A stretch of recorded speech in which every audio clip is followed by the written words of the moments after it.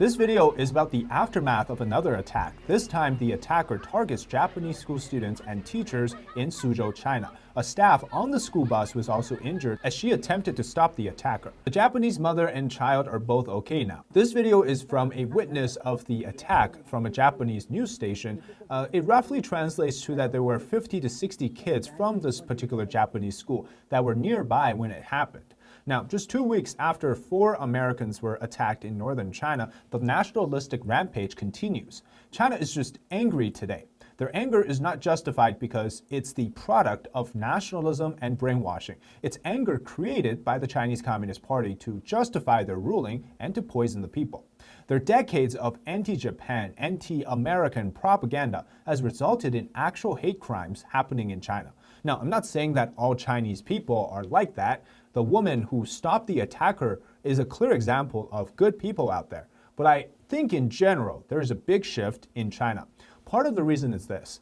Video shows police stopping e-scooters because the government says that they're illegal. So suddenly all the delivery drivers relying on them are forced to destroy their own bikes because otherwise they have to pay hefty fines to get it back. Or in this video, similarly, a father who's trying to carry his sick son with a high fever is stopped due to the scooter police. They don't care if you have an emergency.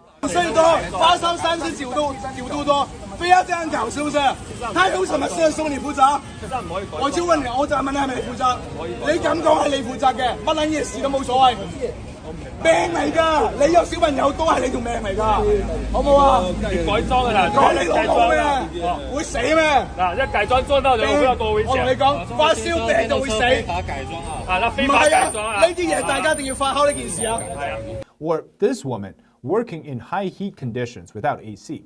People's resentment is at an all-time high in China, and many of them don't know how to express the unfairness or the mistreatments that they're experiencing. So when the government directs hate towards one of the group of people, in this case Japan, things get really bad.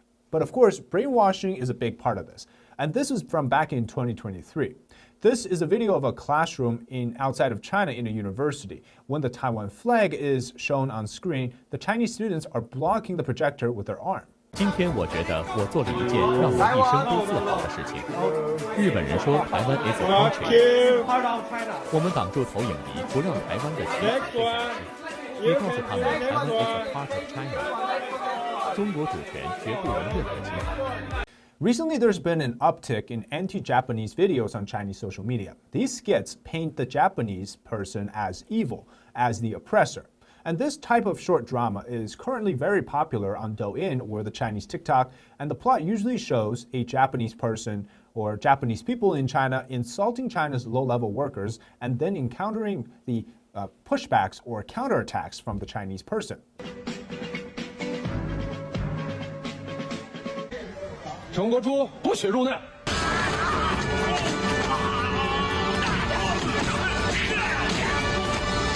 And the story goes like this.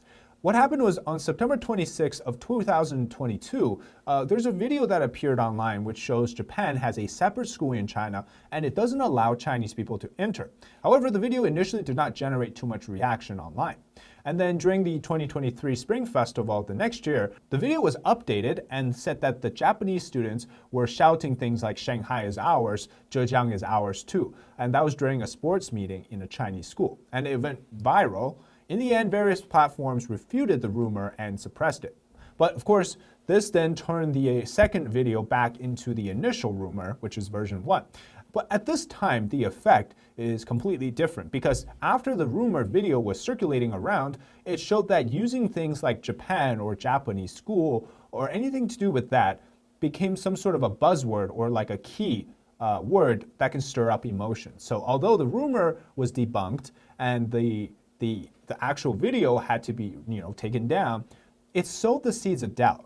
And everybody can now do so through things like hints or just subtle things that suggest that all of the trouble is because of Japan or the Japanese people.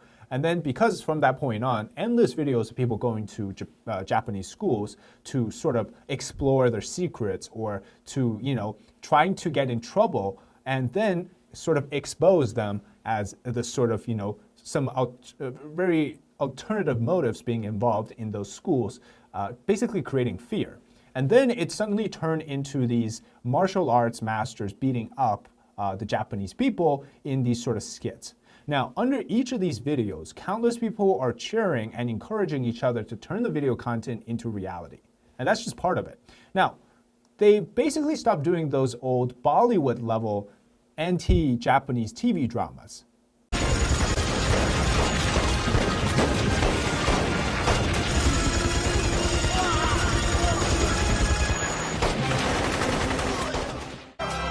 全部压上去！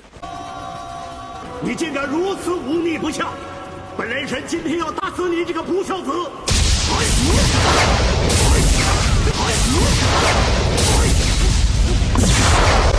石头把飞机给炸死！娘娘，走，去死吧！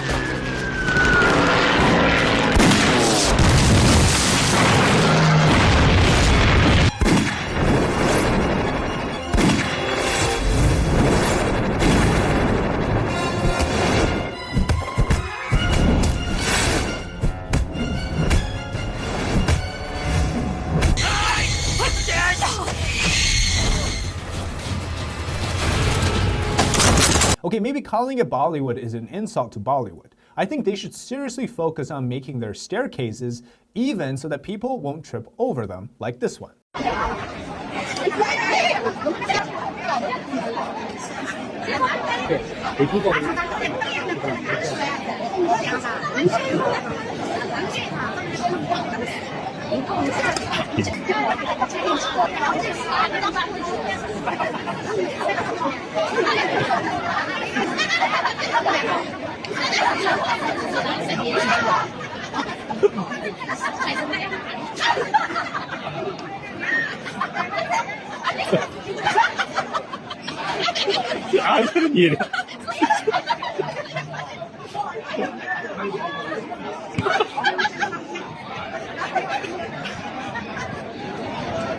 Well, you know, efforts spent, efforts lost. Still, these old TV dramas are remaking historical pieces into a TV drama.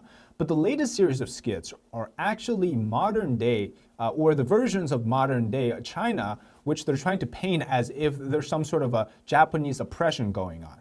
And so you see how these things can mimic a reality to some people. And this video is from a Chinese influencer who questions what these Japanese schools are up to. Obviously, they're painting the Japanese schools as bases for educating spies or serving as a base for so-called country swapping plan, whatever that means. There's a deliberate fear sort of around how Japan or the Japanese people behave in China that the CCP basically created through these nationalistic influencers. It's finally manifested as real actions for the worse. And these influencers are now saying that there are millions of Japanese spies disguised as Chinese people who are ready to swap China for Japan at any given moment. Now, before we continue, here's a sponsor segment from Puritang. If there is one supplement you want to get incorporated into your diet, it's a good omega-3 supplement. It's the best all-around defender for your health. It reduces inflammation, cholesterol, improves eyesight, and reduces risk for heart problems, as well as helps with joint pain, among other benefits. Today, I want to introduce you to Puritang's green vegetables. Puritang gets their ingredients straight from the high mountains of South Korea, and the omega oils are extracted from purslane and perilla seeds. It's 100% vegan. Now, personally, I've been using Omega for about 9 years, close to 10 years now. I've recently switched to Puritang for about a few weeks now. Here's why. We mostly get our Omegas from fish, right? But that's not the best case for everyone, especially there's the aftertaste. It might not be suitable for vegetarians or vegan. So the most important part, right, we often forget is the actual concentration for Omegas. Puritang soft gels have a much higher content for Omega-3, 6, 7, and 9 than many of the brands out there. And some say that they notice there's less hair loss, more energy, lower cholesterol levels, and overall improved health. I think the best part for me is the lack of inflammation or the reduction of inflammation. Other brands also, they use this high heat method to extract the oil, which in turn creates a lot of harmful byproducts. Puritang's green vegetable is done using a patented method of supercritical carbon dioxide low temperature extraction. So it preserves the natural properties and maintains high purities. First of its kind. So get it for yourself or as a gift to your loved ones ahead of the holiday season. Use my code DZ2023 and you can receive free shipping globally. Check out my link in the description and comment today. Now let's talk about another side of this. This photo is from the Chinese police, their official social media account, and they posted a monkey, which is a reference to the Filipino Coast Guards. Basically, they're calling them monkeys, and that's after the recent clash in the South China Sea. And they later did take down this post, but it shows you who is really running the government, just straight up racists that serve the Communist Party. Now, communists have long been known to use the race card as a weapon. They will do anything to rile up nationalism, use race to divide and conquer, including using these low blows. Meanwhile, they claim to be victims. This is a current affairs TV show in China. A month ago, they were screaming about the military exercise near Taiwan, which happened just after Taiwan's new president was inaugurated, and how China's military forces are just one step from taking the island. A month later, that same broadcast now claims that they're the victims of a U.S. trickery, a trap to lure the CCP into attacking Taiwan. So which one is it? Also, they love playing the victim card because it justifies in their eyes whatever they do is resisting the oppressive, imperialist regimes. And also, it seems like because other people are always seen as the aggressors, whatever they do can be justified as controlled or as practicing restraint. Even if they rammed their ships into the Filipino Coast Guards in the first place, they still claim that they practiced restraint. Even if there is a targeted attack in China, they claim these are isolated incidents. 警方初步判断这是一起偶发事件。中国是世界上公认的最安全的国家之一，我们始终欢迎外国人来中国旅游、学习、经商、生活。我们也将继续采取有效措施，保护好在华外国人的安全。 By the way things are going in China, who knows how long until there's another Boxer rebellion. The story goes both ways. This Chinese person living in the Philippines is scared what could happen right after the sudden clash in the South China Sea, and how that will affect the perception of the Chinese population overseas. 现在菲律宾的中国人有一大半不敢出门，中餐厅、中超市一大半也不敢开门，这样搞得人心惶惶。有没有人知道要持续多久啊？ But that's again a blame for the CCP. They have brought out the worst of the worst in the Chinese population, used it to gain advantage around the world, like stealing intellectual property, lying about what they want to do, not obeying international law. They're tainting the name of all of the Chinese people.